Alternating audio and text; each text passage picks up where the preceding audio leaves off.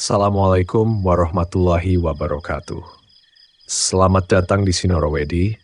Di malam penuh misteri ini, kami akan membacakan sebuah kisah yang mengundang bulu kuduk berdiri. Kisah nyata yang disamarkan dalam judul Desahan Ganas Istriku Saat Disetubuhi Tuyul yang Menjelma Menjadi Suamiku. Matikan lampu, pasang headset, dan jangan lupa baca doa sebelum mendengarkan, karena cerita ini mungkin menghantui tidurmu malam ini. Malam itu angin berhembus aneh. Pohon-pohon jati di belakang rumah berderak-derak seperti menangis. Di dalam rumah tua yang catnya mulai mengelupas itu, Bu Lasmi duduk memandangi lampu minyak yang redup di ruang tengah. Tangannya menggenggam cangkir teh yang sudah dingin, matanya kosong menatap dinding. Bu, suara Pak Sugi lirih memecah keheningan. Bu Lasmi menoleh pelan. Sorot matanya menyimpan beban, seperti seseorang yang terperosok ke dalam jurang pilihan tanpa jalan keluar. Aku sudah putuskan, kita ke tempat Mbak Joyo malam ini juga, ucap Pak Sugi dengan suara bergetar. Yono dan Ogi sudah siap ikut. Bu Lasmi tak langsung menjawab. Matanya menatap tumpukan surat utang di meja kecil yang patah salah satu kakinya. 7 anak yang tiap malam tidur berdesakan di satu kamar beralaskan tikar tipis belum makan nasi sejak siang tadi. Kau yakin ini jalan satu-satunya, Pak? Suara Bu Lasmi pecah nyaris berbisik. Kalau bukan karena keadaan, aku nggak bakal minta kau ikut. Tapi ini kita sudah kehabisan waktu, ujar Pak Sugi dengan leher mengencang. Beberapa jam kemudian, mobil bak tua yang disewa dari tetangga berhenti di depan sebuah rumah joglo tua di pinggir hutan. Asap dupa dan bau kemenyan segera menyambut mereka saat pintu dibuka. Di ambang pintu berdiri sosok renta berjubah hitam dengan sorot mata tajam. Mbah Joyo, aku sudah tahu kalian akan datang, katanya datar seperti membaca isi hati mereka. Mereka duduk bersila di ruang utama rumah joglo di mana lukisan-lukisan tua dan simbol aneh tergantung di dinding. Mbah Joyo memejamkan mata sejenak sebelum mulai bicara. Ada 3 jenis pesugihan, tuyul, siluman, dan kandang bubrah. Tapi semua ada tumbalnya, walau tidak selalu dalam bentuk nyawa. Pak Sugi menelan ludah. Yang paling ringan, Mbah? Tuyul, jawab Mbah Joyo. Tapi kau harus siap, bukan nyawa yang dia minta, tapi sesuatu yang lebih pribadi. Mbah Joyo menatap langsung ke arah Bu Lasmi. Perempuan itu merinding.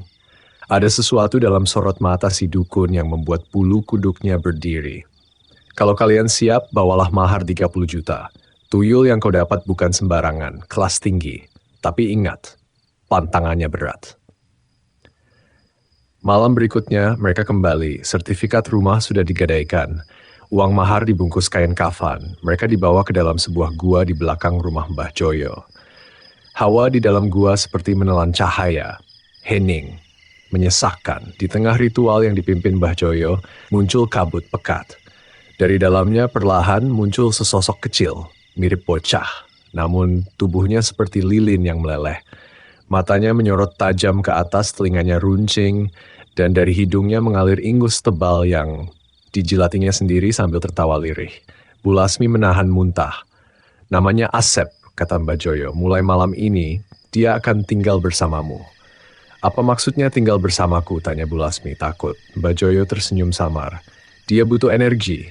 Energi perempuan yang sudah terikat dalam perjanjian. Malam itu, setelah mereka kembali ke rumah, semuanya masih terasa seperti mimpi buruk. Tapi keesokan harinya, uang seolah datang dari segala penjuru. Dagangan Pak Sugi laris manis. Orang datang memberi uang tanpa diminta. Anak-anak bisa makan 3 kali. Namun malam berikutnya, Bu Lasmi terbangun dari tidurnya. Ia merasa tubuhnya kaku. Di sisinya, Pak Sugi tertidur pulas. Tapi ada sosok lain, seseorang yang membelai rambutnya. Sosok itu samar, duduk di pinggir ranjang. Matanya bercahaya dalam gelap. Sudah waktunya. Bisik makhluk itu dengan suara bocah namun bernada mengerikan. Dan malam itu suara-suara aneh terdengar dari kamar mereka. Desahan, tawa kecil, dan isak tangis lirih dari Bu Lasmi yang tak mampu berteriak. Pagi harinya tubuhnya lemas. Pak Sugi bingung melihat istrinya termenung di dapur, tak menyentuh sarapan. Wajahnya pucat, matanya kosong. Dia datang lagi tadi malam, bisik Bu Lasmi. Pak Sugi memeluknya. Tapi dalam pelukannya, ia tahu ia telah menjual lebih dari sekadar mahar. Ia telah menyerahkan istrinya kepada sesuatu yang tak bisa lagi ia kendalikan. Malam itu, bau dupa dan kemenyan masih menempel di langit-langit kamar. Bu Lasmi duduk memeluk lutut di sudut ruangan, matanya nanar menatap ke arah ranjang yang kosong. Bukan kosong karena tak ada siapa-siapa, tapi kosong karena ia tahu yang tidur di sana bukan lagi suaminya, melainkan sesuatu yang tak seharusnya ada. "Mules, Pak," gumamnya lirih, tangan meremas selimut. Perutnya seperti diremas-remas dari dalam, rasa panas menjalar ke ulu hati, tapi ia tak berani mengeluh. Dalam aturan pesugihan yang mereka jalani tidak boleh ada satupun keluhan keluar dari mulut. Pak Sugi hanya diam, wajahnya datar, tapi matanya tak bisa menyembunyikan rasa bersalah yang mendalam. Ia tahu istrinya sedang menahan sesuatu yang tak manusiawi, karena sejak tuyul itu diberi tempat di rumah, segalanya berubah. Tuyul yang dulu kecil, mungil dengan ingus menjijikkan yang selalu dijilat, kini menjelma menjadi sosok lelaki dewasa. Dan tiap malam ia mendatangi Bu Lasmi. "Aku kuat, Pak," ucap Bu Lasmi setengah berbisik, menelan ludahnya yang terasa getir. "Kita sudah jalanin ini. Jangan sampai anak-anak tahu." Tangisan bayi terdengar dari kamar depan, menyusul suara anak-anak lain yang mulai terbangun karena kegelisahan malam. Tapi mereka tak tahu. Mereka tak pernah tahu bahwa ibunya setiap malam disetubuhi makhluk halus yang menjelma menjadi suaminya sendiri. Pagi harinya, Mbah Joyo datang ke rumah mereka dengan raut serius. "Kalian sudah masuk fase kedua," ucapnya lirih sambil menaburkan bunga 7 rupa ke sudut-sudut rumah. Tuyul itu sudah mulai mengikat batin Lasmi. Kalau dibiarkan, bisa jadi Lasmi lebih tunduk padanya dibanding kamu, Sugi. Pak Sugi menunduk, rahangnya mengeras. "Apa yang harus saya lakukan, Mbah?" "Patuhi semua pantangan. Jangan pernah ajak tuyul itu keluar rumah di hari Selasa Kliwon, dan jangan coba-coba marah sama Lasmi kalau dia berubah." Seminggu berlalu, setiap hari uang datang tanpa henti. Mereka bisa beli rumah baru di kota, jauh dari desas-desus kampung lama. Anak-anak kini tidur di kasur empuk, makan 3 kali sehari, tak lagi mengeluh lapar. Tapi ada harga yang harus dibayar. Bu Lasmi sering bengong. Menatap kosong ke arah jendela, kadang tertawa sendiri, kadang menangis. Setiap malam dia masuk ke kamar dengan langkah pelan dan keesokan harinya tubuhnya lemas seolah habis ditarik ruhnya. Pak Sugi pernah coba membangunkannya di malam hari, tapi saat itu ia melihat sosok yang tidur di samping istrinya bukan dirinya, melainkan sosok lelaki pucat dengan mata melotot dan bibir dipenuhi ingus kental yang menjijikkan. "Lasmi," serunya saat itu, tapi mulutnya tak bisa bersuara. Tubuhnya terpaku di ambang pintu, hanya bisa melihat istrinya meringis dengan wajah pasrah, menahan sesuatu yang tak manusiawi. Ketika pagi tiba, Pak Sugi menggigil. Ia tahu mereka sudah terjerat terlalu dalam. Tapi ketika ia mencoba curhat ke Mbah Joyo, sang dukun hanya tersenyum dingin. "Kamu yang pilih jalannya, Sugi. Sekarang tinggal tunggu siapa yang akan menguasai Lasmi sepenuhnya, kamu atau tuyul itu." Pak Sugi hanya bisa menatap langit. Dalam hatinya ada perang yang mulai menyala, dan perang itu akan segera pecah. Pagi itu suasana rumah mewah yang mereka tinggali tampak tenang seperti biasanya. Burung-burung berkicau pelan, embun masih menempel di jendela kaca besar ruang tamu. Pak Sugi berpakaian rapi, mengenakan batik mahal dan sepatu mengilap. Ia melirik ke arah istrinya yang sedang mengaduk kopi di dapur. "Bu, saya berangkat kerja dulu ya," katanya singkat sambil mencium kening istrinya. Bu Lasmi mengangguk pelan. "Hati-hati, Pak."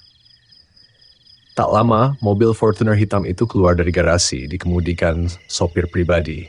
Tapi anehnya, baru sekitar 15 menit setelah mobil itu pergi, suara mesin yang sama terdengar kembali di halaman. Bu Lasmi menyipitkan mata. Ia keluar, dan benar saja, mobil itu kembali. Tapi tidak ada sopir, yang keluar hanya Pak Sugi, atau sesuatu yang menyerupainya. "Pak, kok pulang lagi?" tanya Bu Lasmi setengah heran. "Sudah, Bu, nggak usah tanya-tanya, cepat masuk," jawabnya tegas. Tanpa banyak bicara, pria itu menggandeng Bu Lasmi ke kamar, dan hubungan itu pun terjadi. Lagi, Tapi kali ini berbeda, sangat berbeda. Nafsu pria itu begitu membabi buta. Gerakannya liar seakan-akan bukan hanya menginginkan tubuh Bu Lasmi, tapi juga menyerap sesuatu dari dalam dirinya. Setelah beberapa kali kejadian yang sama terulang, selalu saat Pak Sugi pergi kerja, Bu Lasmi mulai curiga. Dan akhirnya ia sadar. Sosok yang menyetubuhinya bukanlah suaminya, melainkan tuyul.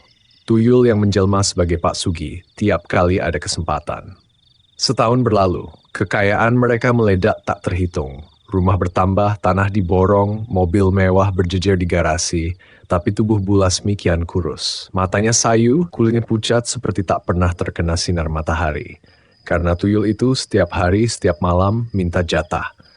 Bu Lasmi tidak lagi merasakan kenikmatan sebagai seorang istri. Yang ia rasakan setiap kali disetubuhi adalah rasa nyeri. Tulangnya seolah remuk, kepalanya berdenyut, dan tubuhnya serasa dirampas nyawanya sedikit demi sedikit. Pak Sugi tahu, tapi ia tidak bisa berbuat banyak. Bu, ini sudah jadi jalan kita, katanya suatu malam.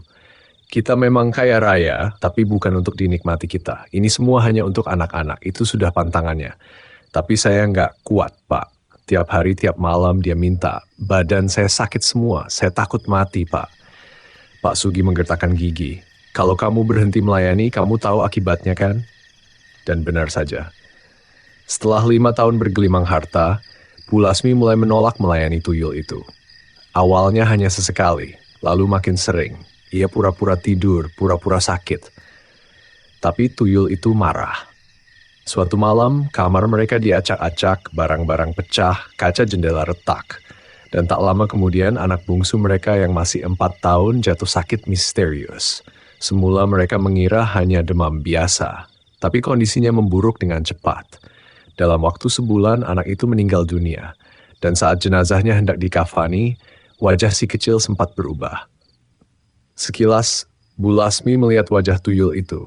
Mereka terdiam, dingin menyelimuti ruang duka. Tak ada yang berani bicara. Setelah pemakaman, Pak Sugi dan Bu Lasmi mendatangi rumah Mbah Joyo. Kematian anak kami ada hubungannya dengan tuyul itu? Tanya Pak Sugi lirih. Mbah Joyo menatap mereka dalam. Pantangan sudah saya jelaskan dari awal. Kalian yang langgar. Sekarang terimalah akibatnya. Kalau masih menolak melayani, anak-anak kalian bisa jadi tumbal selanjutnya. Bu Lasmi menangis. Tapi Mbah, dulu tidak pernah disebut soal tumbal. Semua pesugihan akan minta tumbal. Bedanya, kalian yang menentukan tubuh sendiri. Atau anak cucu kalian. Hari-hari berikutnya, hidup mereka menjadi neraka. Bu Lasmi tak lagi sanggup melayani tuyul. Tubuhnya lemah. Pikirannya kacau, tapi tuyul terus datang minta jatah. Setiap penolakan dibalas amukan. Dan satu persatu anak-anak mereka jatuh sakit. Pak Sugi mulai frustrasi. Di saat itulah mereka sadar, kekayaan itu bukanlah berkah, tapi kutukan yang dikemas dalam bentuk kemewahan. Dan malam Selasa Kliwon berikutnya, semuanya berubah. Kematian Bu Lasmi mengguncang seluruh jiwa Pak Sugi. Istrinya yang dulu dikenal ceria, kini meninggal dalam keadaan mengenaskan. Wajahnya saat terakhir seperti tengkorak, kulit membungkus tulang, mata kosong memandang langit-langit kamar yang penuh debu dan bau amis. Tidak ada senyum, tidak ada kedamaian. Hanya kematian yang penuh kepiluan dan ketakutan. Jenazah Bu Lasmi dimakamkan tanpa suara tangis yang berlebihan. Warga sekitar bahkan enggan terlalu dekat. Mereka tahu ada sesuatu yang tidak biasa. Mayat Bu Lasmi membusuk hanya dalam waktu beberapa jam. Bau menyengat keluar dari liang lahatnya saat ditutup tanah. Beberapa warga yang ikut memakamkan mengaku bermimpi buruk malamnya. Mimpi tentang wanita tua kurus yang meminta air, tapi wajahnya hancur seperti terbakar. Pak Sugi sejak itu menjadi sosok yang semakin tertutup. Warung sembako yang dulu laris, kini ditutup permanen. Ia menghabiskan hari-harinya hanya duduk di kursi bambu depan rumah, memandangi jalanan sepi. Tak ada senyum, tak ada suara. Rumah itu berubah menjadi tempat yang suram. Suasana hening mencekam selalu menyelimuti dari pagi hingga malam. Namun keanehan belum berhenti. Malam pertama setelah kematian Bu Lasmi, suara cekikikan kecil terdengar dari dalam kamar yang dulu digunakan Bu Lasmi beristirahat. Pak Sugi yang awalnya mengira itu halusinasinya sendiri mencoba mengabaikan. Tapi malam kedua suara itu terdengar lagi. Kali ini lebih jelas, seperti suara anak kecil bermain di bawah kolong ranjang. Pak Sugi beranikan diri masuk. Lampu remang menyinari kamar yang dingin. Aroma kemenyan bercampur amis darah menyengat hidungnya. Saat ia mendekat ke ranjang, tiba-tiba suara cekik-kikikan itu berubah menjadi jeritan nyaring. Ranjang berguncang sendiri. Lantai kamar retak halus dan dari celah retakan itu muncul kilatan merah seperti bara api. Pak Sugi lari keluar kamar, napasnya tersengal, jantung berdegup kencang. Tapi belum sempat ia tenang, tiba-tiba semua lampu rumah padam, gelap gulita. Dan dari sudut ruang tamu terdengar suara langkah kaki kecil, cepat dan berulang-ulang. Seperti ada anak kecil berlari memutari ruangan. "Pak, aku belum dikasih jatah." Suara itu lirih, seperti dibisikkan tepat di telinganya. Pak Sugi membeku. Tubuhnya tak bisa bergerak. Dari pojok ruang tamu, sesosok tubuh mungil muncul. Tuyul itu kini sudah terlihat jauh lebih menyeramkan. Matanya merah menyala, kepalanya membesar, dan kuku-kukunya panjang seperti cakar binatang. Tuyul itu berjalan pelan ke arah Pak Sugi. "Kamu melanggar perjanjian, Pak. Kamu berhenti setor jatah, istrimu menolak melayaniku. Sekarang giliranmu." Pak Sugi berteriak sekuat tenaga, tapi tak ada suara keluar dari mulutnya. Dia hanya bisa jatuh terduduk, tubuhnya menggigil. Tuyul itu tertawa nyaring, lalu menghilang begitu saja dalam kepulan asap hitam. Pagi harinya, warga menemukan Pak Sugi pingsan di ruang tamu, mulutnya berbusa dan tangan kirinya mencakar-cakar lantai hingga berdarah. Saat sadar, ia tidak bisa lagi berbicara normal. Kalimat-kalimatnya kacau seperti orang linglung. Tapi satu kalimat terus diulang olehnya. Dia belum puas, dia masih lapar. Sejak hari itu, setiap malam suara tangisan anak kecil terdengar dari rumah Pak Sugi. Kadang juga suara ketukan keras di pintu depan. Tapi saat dibuka, tidak ada siapa-siapa. Warga mulai menjauhi rumah itu. Anak-anak dilarang bermain di dekatnya. Beberapa bahkan percaya bahwa tuyul itu kini tidak hanya menghantui rumah, tapi juga mulai mengganggu warga sekitar. Hingga pada suatu malam Jumat, rumah Pak Sugi terbakar. Api melalap seluruh bagian rumah, hanya menyisakan puing-puing gosong. Anehnya tidak ada yang melihat awal api berasal dari mana. Dan lebih aneh lagi, tubuh Pak Sugi tidak pernah ditemukan, tidak ada jasad, tidak ada sisa tulang, hanya kursi bambu yang hangus sebagian dan di atasnya terdapat mainan anak kecil, sebuah boneka kepala botak dengan mata merah menyala. Memang agama yang dianut Pak Sugi adalah Islam, tapi kenyataannya jiwanya sudah terjerat oleh iblis.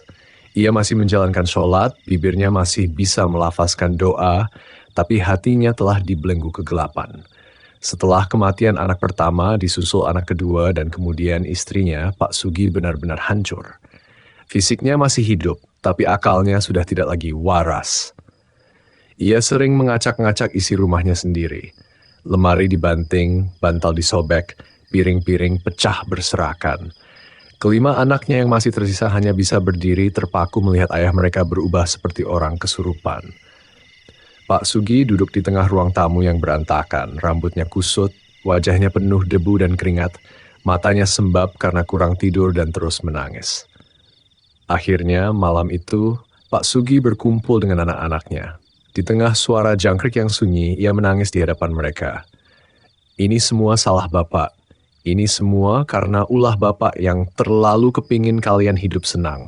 Bapak terlalu ingin cepat jadi orang kaya, tapi Bapak menyesal kematian adik-adik kalian dan juga ibu kalian. Itu jadi penyesalan terbesar dalam hidup Bapak." Anak pertamanya, Angga, yang kini sudah remaja, mendekat. Ia menatap wajah ayahnya yang kusut dengan air mata mengalir. "Kalau Bapak benar-benar ingin tobat, ayo Pak, kita sama-sama kembali ke jalan Tuhan. Saya selalu ingat pesan Bapak dulu waktu saya kecil. Dunia ini cuma sementara. Sekarang saatnya Bapak juga kembali ingat sama Allah." Kalimat Angga membuat dada Pak Sugi bergetar. Untuk pertama kalinya sejak kematian istrinya, ia merasa ada cahaya kecil masuk ke dalam hatinya yang gelap. Ia pun mulai berusaha untuk lepas dari jeratan tuyul yang selama ini menghantui hidupnya. Pak Sugi merasa malu jika harus belajar agama bersama anak-anak kecil di pesantren terdekat. Maka ia memohon kepada Pak Kiai Soleh, seorang ustadz sepuh yang dikenal sangat sabar dan bijaksana, untuk datang langsung ke rumahnya, membimbingnya agar bisa benar-benar bertaubat dan kembali ke jalan yang lurus. Perjalanan tobat itu tidak mudah. Semua harta yang pernah ia kumpulkan lewat pesugihan mulai terkikis. Usahanya bangkrut, karyawan pergi satu persatu, bahkan ada yang sakit dan tidak pernah kembali. Pak Sugi pun ikut merasakan sakit. Selama 2 tahun, tubuhnya lemah. Kulitnya mengelupas seperti terbakar dari dalam. Tidur pun tidak pernah nyenyak karena selalu diganggu suara tangisan tuyul yang menuntut jatah. Buah Joyo, makhluk halus yang dulu menjadi perantaranya dalam pesugihan tuyul, akhirnya angkat tangan. Ia tidak lagi muncul. Mungkin kecewa karena Pak Sugi telah melanggar semua pantangan dan berhenti memberi persembahan. Tapi itu bukan hal yang membuat Pak Sugi takut lagi. Yang ia takutkan kini adalah murka Tuhan dan nasib anak-anaknya yang masih hidup. Dengan bimbingan Pak Kiai Soleh, Pak Sugi mulai bisa hidup tenang. 2 tahun lamanya ia membersihkan diri. Belajar mengaji lagi dari awal, belajar sholat dengan khusyuk, dan memohon ampun siang malam. Kisah ini menjadi pengingat bahwa siapapun yang pernah memelihara tuyul atau terjerumus ke dalam pesugihan akan merasakan azab yang datang perlahan tapi pasti. Dan jika ingin lepas, harus siap kehilangan segalanya, termasuk harga diri, harta, bahkan orang-orang tercinta. Itulah kisah mencekam malam ini di Sinorowedi, desahan ganas istriku saat disetubuhi tuyul yang menjelma menjadi suamiku. Bukan hanya cerita horor, tapi juga peringatan bahwa jalan cepat menuju kekayaan seringkali berujung pada kehancuran yang tak bisa ditebus dengan apapun. Jangan lupa untuk like, subscribe, dan nyalakan lonceng notifikasi agar tidak ketinggalan kisah kelam selanjutnya. Wassalamualaikum warahmatullahi wabarakatuh.